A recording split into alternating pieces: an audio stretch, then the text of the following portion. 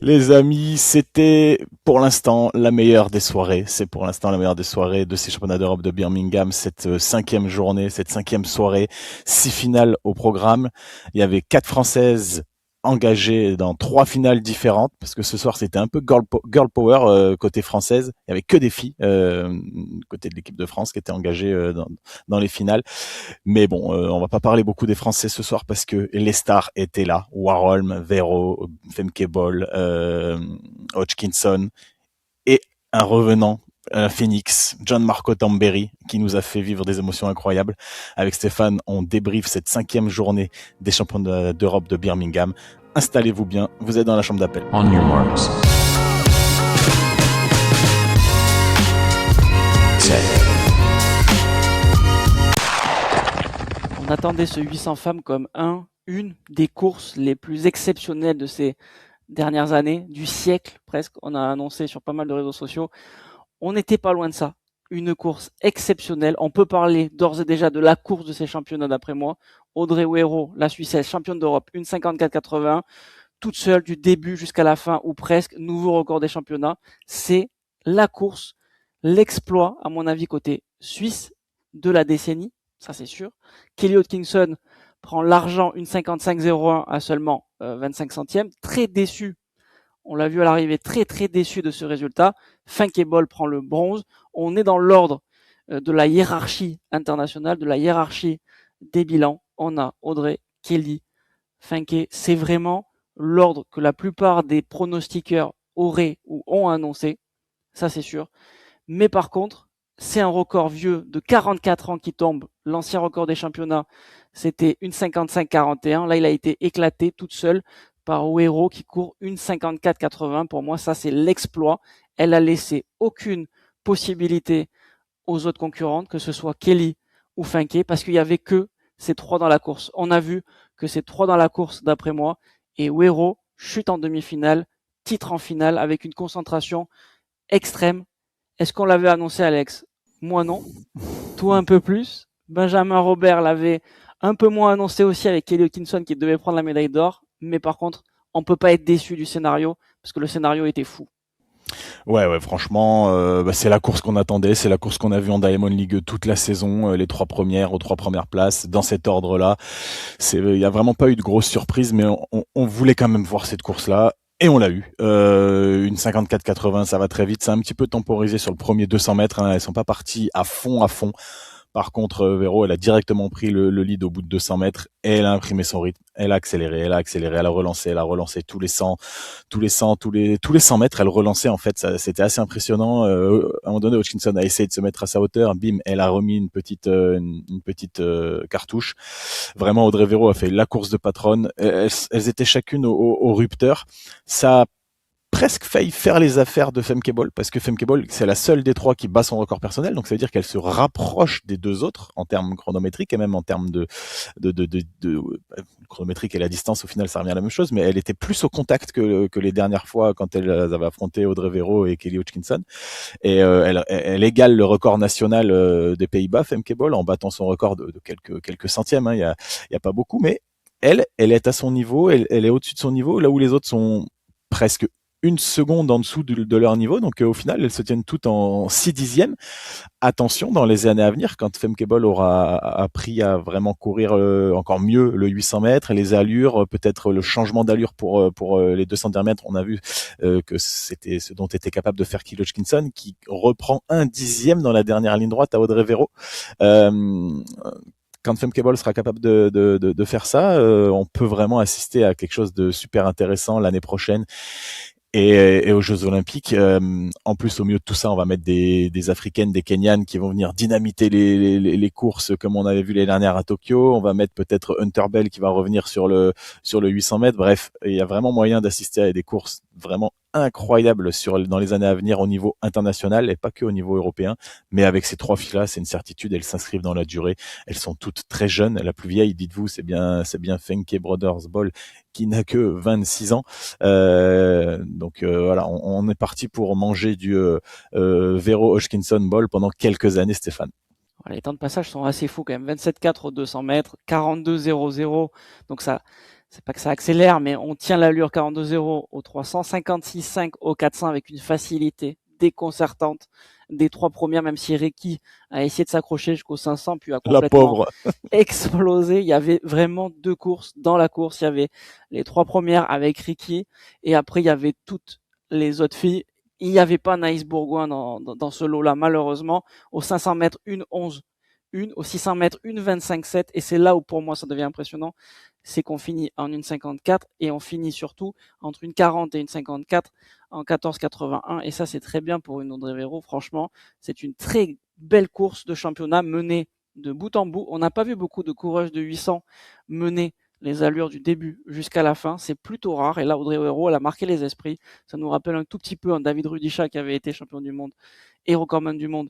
La Champion même année, olympique champion olympique, pardon, à Londres en en 2012, 2012. et qui avait tout mené du début jusqu'à la fin. Derrière, ça suit, mais par contre, le mauvais côté, c'est pour les Françaises. La finale a été très, très difficile, d'après moi. Naïs Bourgoin qui finit 9e, Clara Limerman 10e. On vous le rappelle, il y avait 10 athlètes engagés parce qu'il y avait eu 2 repêchages suite à la chute de Audrey Véro. Anaïs Bourgoin a été 4e des engagés. Elle finit 9e. Évidemment que c'est une grosse déception. C'est parti vite, mais je pensais qu'elle allait essayer de tenir au moins comme Ricky et peut-être de tenter le tout pour le tout, parce que si on attend une explosion de ces trois filles, de ces trois extraterrestres, on n'y arrivera pas. J'ai l'impression que Anaïs Bourgoin, depuis son record de France à Charletti, elle a un petit peu perdu les pédales de sa saison, elle a perdu le fil de sa saison. Peut-être que ça a été, il y a eu une période de décompression, il y a eu quelque chose de dur à, pas accepter, mais voilà, je trouve pas mon mot. Encaissé. Ah ouais, à encaisser, accepter, à digérer, c'est ça le mot que je cherchais, à digérer, parce que voilà, ce record de France, il est pas venu de nulle part. On savait qu'elle en était capable, mais elle l'a explosé. Elle a fait une course incroyable à Charletti. Et après, ben, il faut digérer ce genre de performance et se refixer d'autres objectifs, se relancer dans sa saison. Et elle est partie du côté de Eugene faire un 800 mètres où déjà c'était pas terrible, mais bon, on pouvait imaginer que c'était vraiment en ce moment-là la décompression. Mais depuis, avec son forfait aussi pour les France Élites. On sentait qu'elle avait vraiment perdu le fil de sa saison et ce résultat, j'ai l'impression qu'il est un petit peu logique. Elle est en bout de course, il va falloir qu'elle se régénère, qu'elle se remotive, qu'elle retrouve des ressources psychologiques pour se relancer, se refixer des objectifs, peut-être sur la fin de saison ou peut-être même mettre un terme à sa saison et se relancer pour l'année prochaine avec une nouvelle préparation, d'autres objectifs et peut-être appréhender un petit peu mieux les choses dans l'avenir pour elle. Mais ouais, avec Clara Lieberman, il lui est arrivé exactement ce que j'avais prédit hier et ce que j'espérais ne lui arriverait pas, mais la même chose qu'à Corentin Leclésio. Elle a battu 2 fois son record en série et en demi. Là, ça faisait peut-être un peu beaucoup nerveusement. Je pense qu'elle était complètement éclatée, fatiguée, hein, éclatée dans le sens fatiguée. Et là, ça suit plus une troisième course de très très haute intensité en quelques jours. C'est très compliqué. Par contre, moi, je trouve la surprise de cette course. Alors, t'as parlé de Gemma Ricky tout à l'heure qui s'est accrochée au trio de tête en se disant, moi, s'il y en a une qui chute, s'il y en a une qui fait une bêtise ou quoi, je serai là, je pourrais prendre la médaille. Finalement, elle a explosé dans la dernière ligne droite ou dans les derniers 200 mètres et elle s'est même fait doubler par la lituanienne Gabija Galvidite. Et elle, cette fille, on se souvient qu'elle était tombée dans la chute avec Audrey Véro, qu'elle a été repêchée au temps et que normalement, elle a rien à faire à 4e des championnats d'Europe, cette fille-là. Elle est loin d'être favorite pour être dans le top 4 des championnats d'Europe. Il y a une Gemma Recky qui doit être devant et toutes les autres filles de cette course, en fait, doivent être devant elle, mais elle a su tirer son épingle du jeu et félicitations à elle parce que c'est une belle 4e place. Hein. Elle est la première des filles 4 secondes derrière le trio de tête intouchable. Ouais, franchement, on 4 s'attendait. secondes derrière. En disant Ouais, ça, je trouve que c'est incroyable de dire ça. On s'attendait pas à une quatrième place en une 59 quand on voit quand même les bilans avec l'italienne Quero qui avait fait une 57, avec Anaïs Bourgoin qui a fait une 55, même Renel qui avait fait une 56-93. On s'attend pas à un chrono quatrième place à une 59. Je pense qu'en fait, il y a eu une telle pression sur toutes les autres concurrentes qu'elles se sont dit non mais on va pas suivre le train. Et à mon avis, c'était l'erreur pour aller chercher peut-être un record. Cette course-là, c'est tout simplement la meilleure course de tous les temps au niveau européen.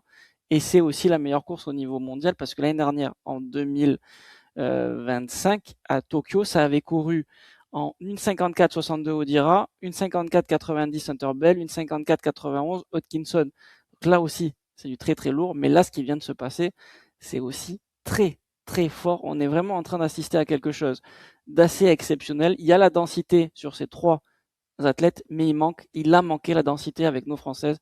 Et surtout, cette course-là, je m'attendais vraiment à une course un peu plus rapide sur la densité, mais en tout cas, c'était une course, peut-être pas la course du siècle, mais une finale exceptionnelle et en tout cas la plus relevée de l'histoire des championnats d'Europe. Ouais, on l'attendait, on l'a eu, et franchement, personnellement, en tout cas, je suis pas déçu. Dites-nous si vous attendiez un autre scénario. Peut-être la seule déception qu'on peut avoir, c'est de pas avoir vu Anaïs Bourgoin être au contact de Femke Bol. On le sait qu'elle en était capable. Hein. À Charletti, elle finit seulement 5 centièmes, je crois, ou derrière Femke Bol. C'est peut-être la seule déception qu'on peut avoir aujourd'hui, mais cette course, elle est incroyable. On a eu les 3 favorites aux 3 premières places, et moi, je suis pas déçu. Stéphane, sur le 4H, il y avait un seul favori cette fois-ci. Ah oui. Et il a tenu son Wow. rang, j'ai envie de dire. Karsten Warholm, champion d'Europe, 46-63, très très gros chrono. Hein. Il domine la course de la tête et des épaules. Mais personnellement, Stéphane, je suis frustré. Je suis frustré, je vais t'expliquer pourquoi. C'est parce que Warholm, là, il fait, sur son schéma de course, moi, qui me frustre. Il fait 13 foulées jusqu'à la 9. Donc, c'est-à-dire qu'il est toujours jambe d'attaque gauche jusqu'à la 9e haie. C'est parfait. Et à la 10, il fait 15 foulées. Donc, il rajoute 2 foulées. Et ça, je trouve que c'est dommage parce que je pense qu'il gagnerait 1/10 en faisant 14 foulées, c'est-à-dire en acceptant de franchir la dernière haie de sa mauvaise jambe. Et ça va, Warhol, mais ça fait des années qu'il fait du 4H. J'imagine qu'il sait franchir de la mauvaise jambe. On l'a déjà vu franchir. Ok, c'est peut-être un peu moins beau, mais ça reste efficace. Et là, en fait, le fait de rajouter 2 foulées, il piétine tellement avant la 10e que ça lui fait perdre du temps. Et on voit dans les chronos, il fait 4,40 dans l'intervalle entre la 9 et la 10, alors qu'il fait 4,20 et quelques juste avant. Il perd 2/10. Alors c'est normal qu'il y ait de la déperdition à ce moment-là de la course, mais 2/10 c'est beaucoup. Je pense qu'il pourrait limiter la casse à ne perdre qu'1/10 s'il acceptait de franchir la dernière haie de sa mauvaise jambe et de ne faire que 14 foulées au lieu de 15. Parce que ça, ce genre de choses-là, sur un championnat d'Europe, effectivement, c'est facile, ça passe, tranquille, il assure. Mais face à Dos Santos ou à Ray Benjamin, ça pardonne pas. Il finit 3e de la course avec cette erreur-là, et ça peut se jouer à ce 10e-là qui pourrait lui manquer. Par contre, ce Karsten Warholm est exceptionnel parce que il y a le chrono. Oui, il y a le chrono, ok. Mais je pense qu'il faut commencer aussi par l'histoire de Karsten Warholm parce qu'il vient de devenir quadruple champion d'Europe du 400 mètres haies. Berlin 2018, Munich 2022, Rome 2024, Birmingham 2026. Donc c'est pas juste une 4e médaille d'or, c'est la première fois qu'un homme gagne 4 fois le 400 mètres au championnat d'Europe. C'est la référence absolue en Europe. Avant c'était Schmidt qui avait eu 3 titres consécutifs, donc comme Warholm. Après Rome ils étaient à égalité. Après Birmingham, il devient seul avec cette légende là. Mais là où ça va encore plus loin, et pour moi c'est encore plus fort, c'est que si on élargit aux courses sur piste, les quadruplés consécutifs dans une même épreuve, c'est rarissime au championnat d'Europe. Il y a Colin Jackson qui l'avait fait sur 110 mètres haies en 1990, 1994, 1998 et 2002, et Jacob Ingebrigtsen qui vient de le finir là, qui vient de le faire à Birmingham sur 5000 mètres 2018, 2022, 2024, 2026. Tentoglou? Tu crois? Ben, je crois bien. Il n'avait pas sauté là. Je sais pas, il faut vérifier. Je crois qu'il y a Tentoglou aussi. Oui, sur les sauts, mais pas sur les courses. Ah. Ouais, je parlais et des courses. il y a Duplantis aussi qui va le faire demain. Et les lanceurs de disques l'avaient fait à l'époque, mais sur les courses, effectivement. Mais sur les courses, il y a que 3 athlètes maintenant qui ont fait ça dans l'histoire des championnats d'Europe. Ça devient une légende. Et c'est aussi pour ça, à mon avis, qu'il a voulu peut-être assurer le coup, je sais pas, sur cette dernière 10e haie. Je sais pas, peut-être que c'est un peu un titre de la gestion pour lui en 46-63. Je sais pas, c'est peut-être fou, mais en tout cas, il est premier du début jusqu'à la fin, et ça c'est fou. Par contre, on revient juste un instant sur la course de Ajukum, Ajukum, l'Allemand qui finira 2e. Il est 8e et dernier à la première haie, et il ne fait que remonter. Ça c'est fort. C'est fort, mais c'est frustrant aussi. C'est dommage de partir si lentement. 47,87, il est à 4/10 de son record personnel. On lui prédisait peut-être un meilleur chrono. Après, il fait une très belle saison. Il il s'inscrit dans la durée, j'ai l'impression. Il gagne beaucoup d'expérience. Et être capable de faire des remontadas en fin de course comme ça, c'est toujours grisant, mais il va falloir qu'il parte plus vite maintenant. Moi, j'ai hâte de voir sa saison l'année prochaine parce que cette année, il a été assez consistant et là, il est récompensé par une belle deuxième place. D'ailleurs, il faisait pas chaud aujourd'hui à Birmingham. Il faisait même plutôt frais et donc ce qui peut expliquer aussi peut-être le chrono qui est pas à son niveau, même si Warholm, lui, a fait 46,63, ce qui est exceptionnel comme chrono, c'est le record des championnats, hein, on l'avait peut-être C'est pas vrai. dit, mais voilà. Peut-être que Warholm va aller 46,20 aussi ce soir, hein, dans des conditions de chaleur, parce qu'il faisait vraiment frais, hein, donc c'est assez incroyable ce qu'a fait Karsten Warholm. Lui aussi, c'est une légende de l'athlète. De toute façon, il est recordman du monde dans un chrono sous les 46, le seul homme sous les 46. C'est une légende. On a assisté à un 800 mètres de folie, de légende. On a assisté à Karsten Warholm, qui est un athlète légendaire. Et puis, on va parler, Stéphane, maintenant d'un autre athlète qui est légendaire. C'est Gianmarco Tamberi, les amis. Alors, on peut l'aimer, on peut ne pas l'aimer. Moi, il y a un côté qui m'énerve un petit peu chez lui, mais il est vite gommé parce que c'est un mec des championnats, et ça, moi, c'est le truc qui me fait le plus vibrer. Qui pouvait mettre un centime sur Tamberi, champion d'Europe aujourd'hui, à part lui et sa famille? Personne. Franchement, il arrivait avec un season best à 2,23. Il bat 3 fois son record de la saison d'affilée dans le championnat pour franchir finalement 2,32 m, ce qui est une perf tout à fait honorable, hein. C'est un très bon score, c'est pas le meilleur score de tous les temps sur les Europes. C'est lui d'ailleurs, Tamberi, qui l'avait fait à Rome il y a 2 ans, il a fait 2,37 m, mais il a écœuré Dorochuk, l'Ukrainien, qui se contente lui de 2,30 m et qui, franchement, on l'a vu, je pense, parce que Dorochuk, il était Dégoûté. favori pour moi. Il était capable de franchir 2,32 m, il était capable de franchir 2,34 m, mais je pense que Tamberi, Maryse Evan GP, elle a dit une phrase qui m'a fait sourire, et pour une fois, je suis d'accord avec elle. Tamberi, il a aspiré l'âme de Dorochuk.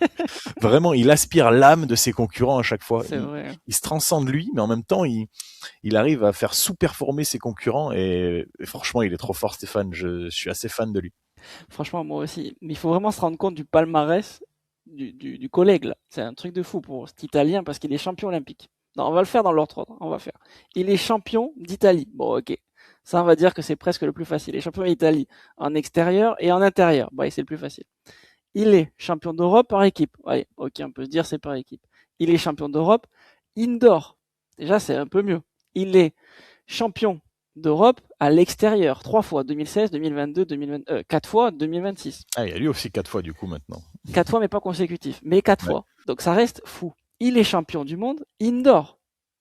D'accord? C'était en 2016, avec Portland. 2,36 m en Portland.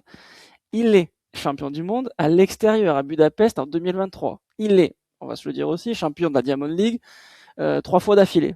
Ok, 2021, 2022, 2024. Pas 3 fois d'affilée, mais 3 fois. Et il est champion olympique. Il lui manque peut-être que le record d'Europe ou le record du monde. Bon, ok, mais au-delà de ça, il a le plus gros palmarès qu'on puisse faire. Et ça nous rend fiers, ça nous rend fiers pour l'athlétisme et pour le saut en hauteur, parce que je trouve que c'est un peu moins médiatisé ces dernières années, parce qu'on voit pas des sauts à 2,40 m, 2,42 m. Le record du monde, je vous le rappelle, c'est Sotomayor en 2,45 m, mais il est en train de tout gagner. Et c'est un autre visage qu'on voit du sportif. Et ça aussi, ça fait plaisir, parce qu'on se dit, on est attiré ou pas, mais on doit l'apprécier parce qu'il amène quelque chose de fou. Dorochtuk qui saute super bien, peut-être que c'est celui qui avait le plus de marge, peut-être sur la saison, en tout cas, et sur la top liste. On l'a vu dégoûter.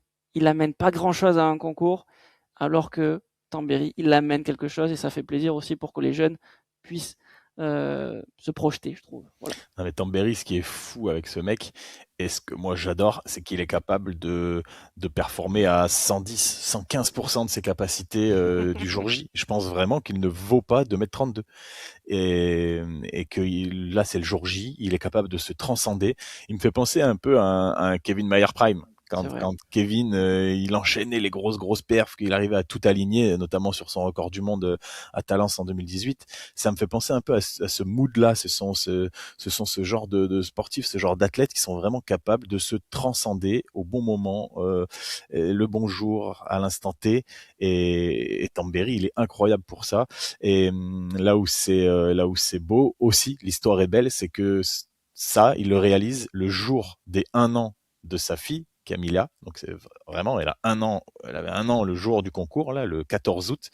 Et donc il en fallait vraiment pas plus pour que Tamberi se lance dans un show de dingue. Il a quand même été faire chanter Tanti auguri a te, donc joyeux anniversaire en italien à tout le stade.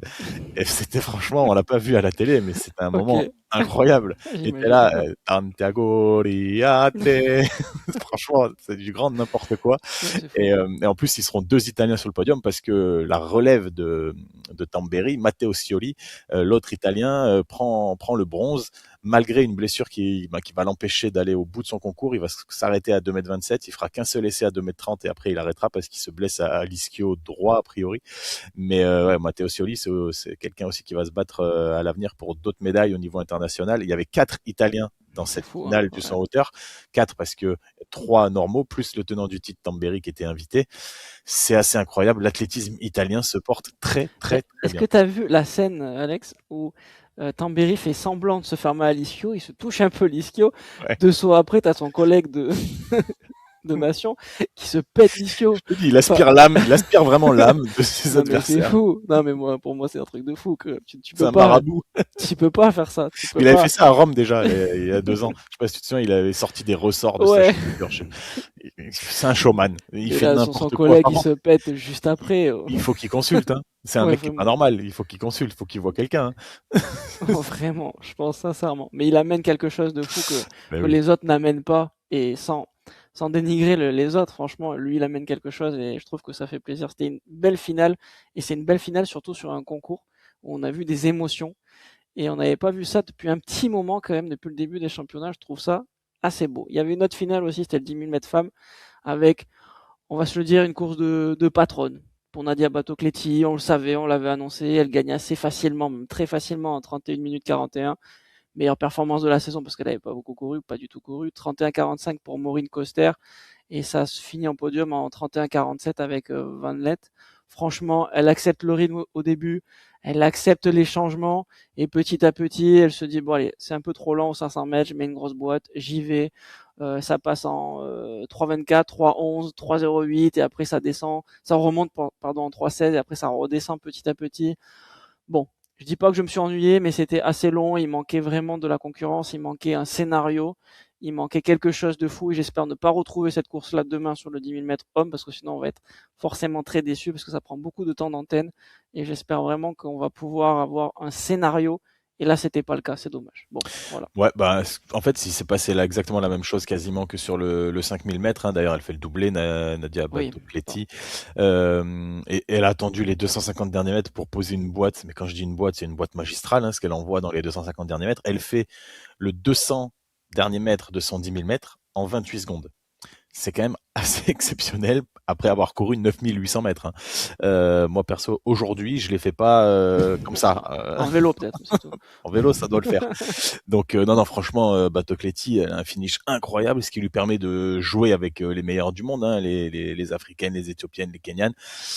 Mais là, en Europe, elle est imbattable, littéralement imbattable. Et dans cette course, il y avait une Française, Alessia Zarbo, qui était quand même pas mal dans le rythme C'est jusqu'à la vrai. mi-course, hein, qui faisait plutôt bonne impression sur un rythme un peu vite lent vite. Elle se faisait distancer, elle recollait, se faisait distancer, elle recollait. Et malheureusement, elle a été victime d'une chute. Elle finit donc 21e de cette course, parce qu'elle a eu du mal à se relancer. Et une fois qu'elle était plus dans le peloton, elle a couru un peu toute seule dans le vent, parce qu'il y avait encore du vent ce soir du côté de Birmingham. Donc bon, Alessia Zarbo 21e.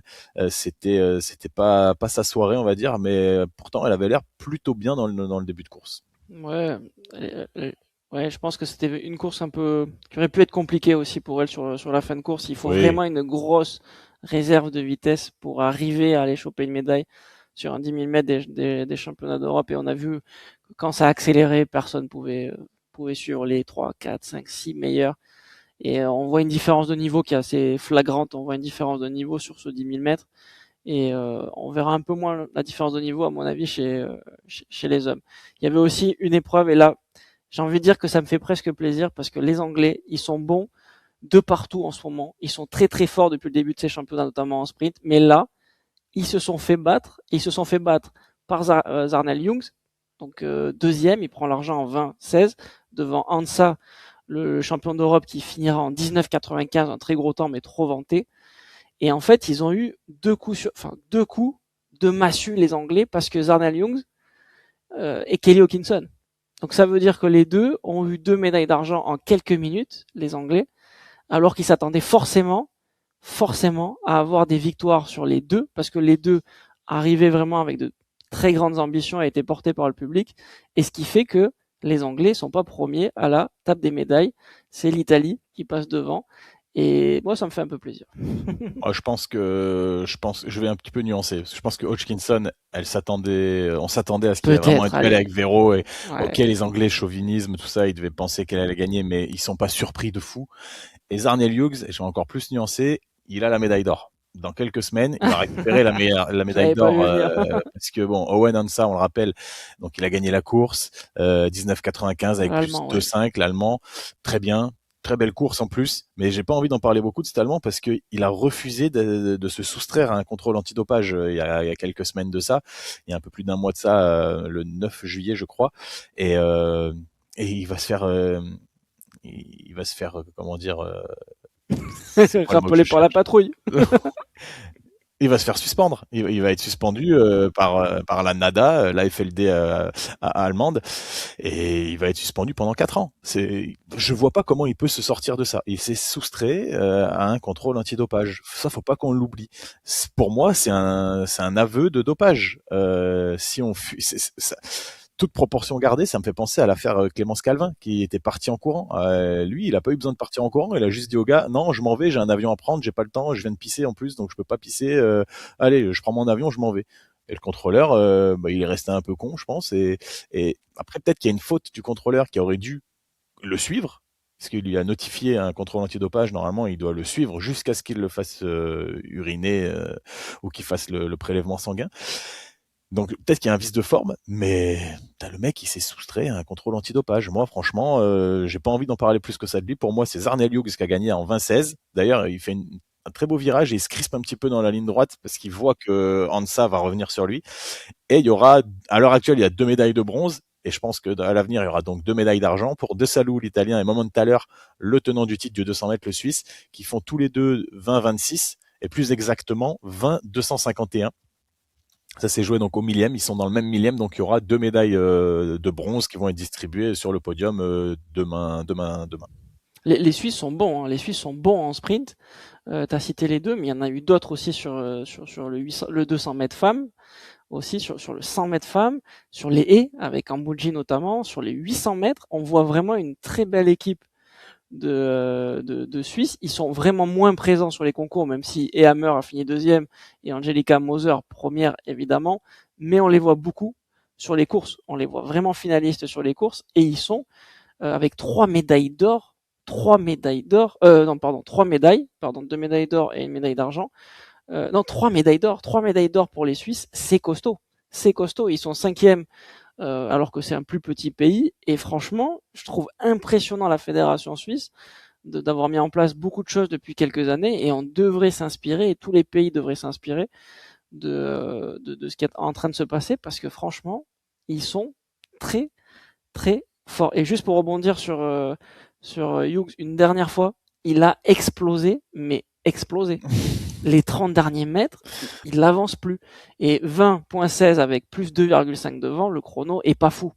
Le chrono est pas fou. Je m'attendais à un chrono sous les 20 secondes assez largement pour Hughes. Il faisait frais aussi, hein, on le Mais c'est vrai qu'il redit, faisait peut-être frais. Ouais. il Il faisait faisait pas peut-être chaud. frais. Mais en tout cas, il a bien explosé. Et dans l'optique des championnats du monde l'année prochaine à Pékin, il va certainement reconstruire quelque chose parce que sinon, il n'aura pas sa place même en finale. Ouais. Bon, allez, encore une finale en plus où il y avait une Française cette fois-ci, c'était la finale du lancer de disque avec Mélina Robert-Michon qui malheureusement est aux portes des finalistes. Elle finit 9e avec 60 mètres 58, donc elle n'aura eu que 3 jets dans cette finale. La finale, elle est remportée par la Hollandaise Van Klinken qui était la favorite avec 67 mètres 67. plutôt une bonne performance. C'est une performance qui peut permettre d'avoir des médailles à l'international, au niveau mondial ou olympique, même si c'est un peu juste. Elle devance l'allemande Shanice Kraft qui fait 65,72 m et la suédoise Vanessa Kanga qui fait 64,61 m. Une Mélina Robert-Michon au top de sa forme aurait pu viser le podium, mais bon, Mélina Robert-Michon, 47 ans, c'est de moins en moins explosif, j'ai envie de dire. C'est toujours propre techniquement, c'est toujours bien aligné, il y a toujours de la force, mais peut-être qu'il lui manque un petit peu de cette explosivité qui l'a caractérisé il y a de Peut-être ça normal, hein. une dizaine d'années. Oui, c'est sûr que c'est complexe. Ça reste quand même une athlète incroyable. Moi, j'ai beaucoup de respect pour elle et pour la personne qu'elle est et pour la carrière qu'elle a. J'avais dit qu'elle a eu, mais non, qu'elle a, parce qu'elle est encore en Qu'elle a carrière. C'est encore. assez incroyable. Les amis, là, c'était les finales de ce soir. Ce matin, il y avait pas mal de choses qui se sont passées sur le stade, avec notamment les séries du 4x4 masculin comme féminin, avec des Français engagés, avec des Français qui on pensait avaient des chances de médaille, et plus le temps passait, plus on commençait à en douter. Et là, bah voilà, c'est terminé pour les garçons, malgré qu'ils aient fait une bonne Ouais, série. c'est vrai. Sur le papier, ils avaient rempli les conditions pour être en finale, hein, avec une équipe A prime en plus. On avait laissé Kunta et Vessat au repos, donc on avait pris le risque de mettre vraiment les remplaçants avec. Ils ont fait le job sur la piste. Ils ont fait Ouais, vraiment. 3-0-1-17. Ils s'étaient qualifiés à la place avec un bon split sur les quatre, j'ai envie de dire. Prédi Manounou qui fait 44-5 C'est lancés. bien, hein. Franchement, ça c'est un très très bon split. Il aurait été titulaire en finale et il aurait amené quelque chose vraiment dans cette course en finale. Jimmy Soudril fait 46-1 et on va en reparler de Jimmy Soudril 46-1 en premier relayeur, c'est vraiment pas fou. Mudio Priso et Spillman font 45-2 et 45-4, c'est pas fou mais c'est bien. Voilà. Mais bon, Jimmy Soudril a réduit les chances de l'équipe de France d'atteindre la finale à néant en mordant presque une dizaine de fois la ligne intérieure dans le virage, et donc l'équipe de France a été disqualifiée, les masculins. Vraiment beaucoup d'appui dans le couloir. Il y a pas de, à mon avis, il y a même pas eu de contestation de l'équipe de France, parce que les images parlent d'elles-mêmes, c'est flagrant. On a perdu vraiment une chance de médaille, parce qu'avec Je l'apport de crois. Kunta, Vessat, franchement, Kunta, Vessat et Spillman, moins de 45 cette année. Plus Manounou Prédi là qui fait 44-5 lancés, ça veut dire que c'est un mec qui doit valoir ce qu'il avait fait aux élites, hein, 45-3, 45-2 peut-être maintenant. On avait les moyens d'aller battre leur record de France et de jouer la médaille, peut-être pas la gagne parce qu'il y a des équipes qui sont très fortes, mais on avait une médaille quasi assurée. Et ben là, non, c'est mort. Je suis très très déçu. Alors pas pour l'équipe en général, mais parce que c'était une chance de médaille, parce qu'il y a un renouveau du 400 mètres masculin en France qui fait partie sur le papier, je dis bien, sur le papier des meilleurs européens. Kunta fait vice-champion d'Europe, c'est exceptionnel. Tu fais rentrer Vessat qui a aussi récupéré un tout petit peu de cet enchaînement qui lui a fait du mal depuis avril dernier avec tout ce qui est championnat universitaire, meeting, etc. Et là, on a une grosse équipe qui peut rivaliser avec les meilleures équipes européennes. J'attendais ça avec impatience et je suis vraiment déçu. Je suis vraiment déçu. Mordre la ligne, oui, mordre la ligne 15 fois, c'est une erreur professionnelle. C'est une erreur professionnelle. Est-ce qu'il a déjà fait ça cette année et on lui a rien dit parce que ça a été fait en meeting? Est-ce que ça a été fait aux élites? On n'a pas fait attention. Je pense pas parce qu'il y a des caméras de partout. Pourquoi là, il se passe ça? Pourquoi il a voulu gratter? J'aimerais bien en savoir un peu plus parce qu'on connaît tous les deux un peu le 400 mètres. Quand on te dit une fois, tu mords pas, tu mords plus. Ouais. Ou sinon, c'est très très rare parce que tu psychotes tellement que tu ne mords plus. Là, il mord 10-15 fois la ligne. J'exagère un peu, mais Après, ça doit être aussi, c'est beaucoup. j'imagine, dans les consignes de l'équipe de France, des choses qu'on doit leur rappeler juste avant la course. J'espère qu'on le fait à chaque fois, parce Comme ne que pas faire tomber le témoin. ouais, c'est des petits trucs. Allez, cours bien milieu de couloir, prends pas de risque. On n'est pas à 2/10 près, surtout en série. Genre, je veux dire, il allait pas gagner une demi-seconde. Enfin, je sais pas. C'est vraiment une faute professionnelle, comme tu dis. Ouais, je pense. Et puis, alors Pas de j'ai pas chance, ça tombe sur l'info. lui en plus, hein. Oui, alors pourquoi? Parce qu'il a été pris par la patrouille de dopage il y a quelques années et qui revient à son meilleur niveau. En tout cas, ça c'était l'année dernière. Il avait été très impressionnant aussi en salle l'année dernière. Et il fait partie d'une très belle équipe de France. Malheureusement, oui, ça tombe sur lui. Il faut pas tout mélanger, mais oui, ça tombe sur lui. Moi, j'ai pas souvenir d'une année où l'équipe de France du 4x400 ne passe pas en finale, ou en tout cas, on a vu, c'est très rare. C'est très très rare. J'ai pas l'info, si vous l'avez, vous nous dites, ceux qui sont adeptes de l'historique, mais franchement, c'est rare. Le 4x4 masculin a toujours sa place au moins en finale des championnats d'Europe, je pense. Donc Ouais. très très déçu. Ouais, et bon, les filles ont rattrapé le coup. Les filles, elles, se sont qualifiées assez facilement, 3,26,44. Mais j'ai envie de dire que le podium semble assez lointain parce que parce qu'il y a les Anglaises qui sont ultra favorites, qui ont fait 3,22, qui ont mis 4 secondes à l'équipe de France. Elles semblent incroyablement favorites. Elles vont faire rentrer en plus des athlètes qui vont courir à la finale du 400 mètres samedi. Elles vont les faire rentrer en finale dimanche. Bref, elles sont injouables. Franchement, pour l'équipe de France, en tout cas, c'est injouable d'aller taper les Anglaises. En plus de ça, les Pays-Bas, ils vont avoir le renfort de Lieke Clever qui va faire gagner plus d'une seconde au relais. Et j'imagine qu'avec un jour et demi de repos, ils vont pouvoir faire rentrer Femke Bol. Hein. Même 2 jours de repos, ouais, c'est dans 2 jours. Donc les Hollandaises, à mon avis, elles vont gagner presque 3 secondes sur leur chrono d'aujourd'hui. Donc elles vont, je pense pas être capables de rivaliser avec les Anglaises, mais elles vont être bien devant le reste de la meute aussi. Et j'ai l'impression que les Espagnols, avec le renfort de Sevilla, qui va être en finale demain, ou la Pologne, avec le renfort de Bukovieka, qui va être aussi en finale demain, vont se battre pour la 3e place. Et que l'équipe de France, ça risque d'être compliqué parce que nous aussi, on va avoir un renfort, Stéphane. Est-ce que tu as vu passer l'information ou pas? Peut-être Jemima Joseph. Ouais, c'est ce que j'ai vu passer, moi, comme information, que c'était Moi, j'ai une possible qu'elle info rentre. en interne qui me dit l'inverse, mais à voir. Ah ouais? Non, apparemment, la compo changerait pas, mais ce serait décidé demain ou après-demain, après avoir discuté avec l'ensemble Bah, du staff. à voir parce que il y a peut-être à gagner si on fait rentrer Jamima Joseph qui est sur une plutôt bonne dynamique, qui a couru 52,08 au mois de mars. Donc faut voir où elle en est par rapport à la résistance lactique, hein, mais C'est vrai. peut-être à la place d'Oriane Chéry qui a fait 52,3 aujourd'hui lancé et qui a en plus de ça, c'est sa première sélection, mais je trouve que le passage de témoin entre Isabelle et Oriane, il est pas bon parce Il se que fait à l'arrêt quasiment. Oriane, elle prend pas de vitesse, elle est arrêtée, et je pense que là on perd quelques dixièmes aussi précieux en plus de son 52,3. Donc voilà, peut-être que Jemima, ça vaudrait le coup. C'est en tout cas, c'est des questions qui vont se poser à mon avis. Mais bon, nous on fait rentrer Jemima Joseph quand il y en a qui font rentrer Clever, Bol, Bukovieka ou Sevilla. Ça risque d'être chaud d'aller choper une médaille, mais pourquoi pas. Allez, on va Pourquoi se pas. prendre à rêver.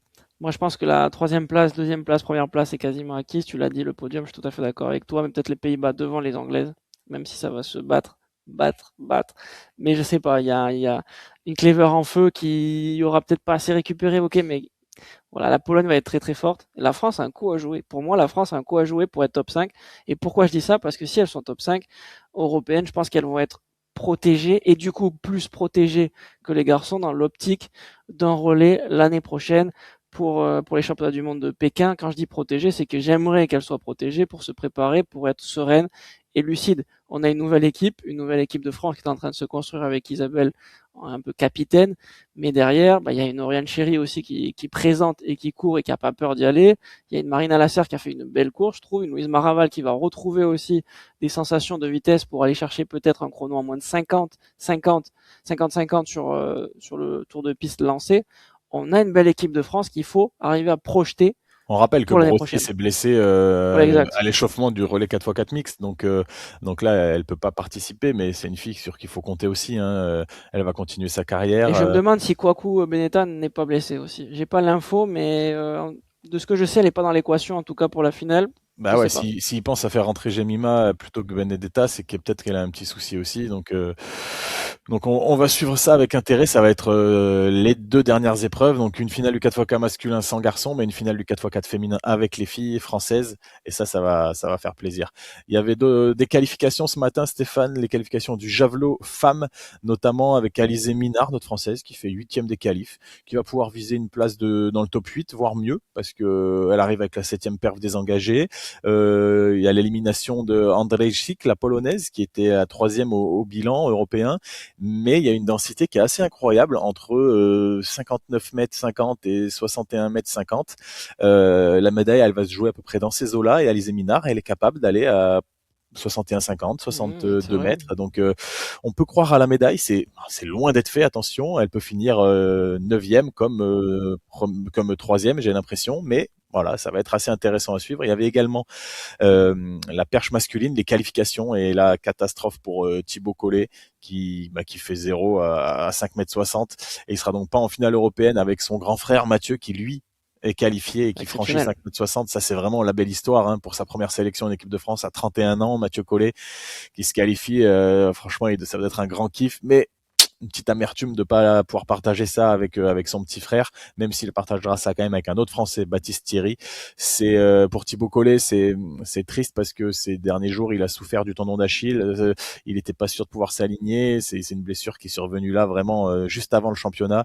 Et bon, la saison n'est pas finie pour lui. Il va soigner son petit bobo. Il va se tourner vers les Diamond League de fin de saison et certainement l'Ultimate Championship du côté de Budapest. Il faut noter quand même que sur les 27 athlètes qui ont pris part à ces qualifications de la perche masculine, il y en a 6 qui ont fait 0.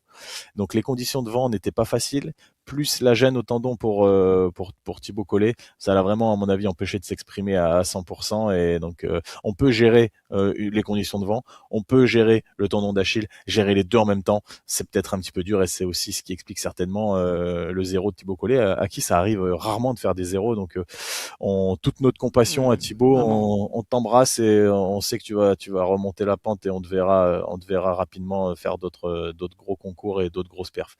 Stéphane, 1500 mètres masculin, il y avait les qualifs également ce matin. 3 Français engagés, il y en a 2 sur 3 qui passent en finale. Habs et Mornay qui passent en finale dans des courses plutôt bien maîtrisées pour Azine Habs, plutôt bien sauvé sur la fin pour Romain Mornay et Anselmini lui qui se fait sortir en finissant 7e de sa série alors que les 6 premiers seulement passés. C'est donc le premier non pris pour la finale. C'est dommage parce que pour Anselmini on avait un peu annoncé avec Titouan Le Grix dans notre preview comme quelqu'un potentiellement qui pouvait jouer une médaille avec un gros finish et là on n'a pas pu voir ce gros finish. Donc les chances de médaille vont reposer sur Azine Habs et Romain Mornay dans une course qui s'annonce quand même assez ouverte parce qu'il n'y a pas Jacob Ingebrigtsen, parce qu'il n'y a pas Josh Kerr. Le favori, c'est Whiteman. Derrière, il y a Nader, le champion du monde.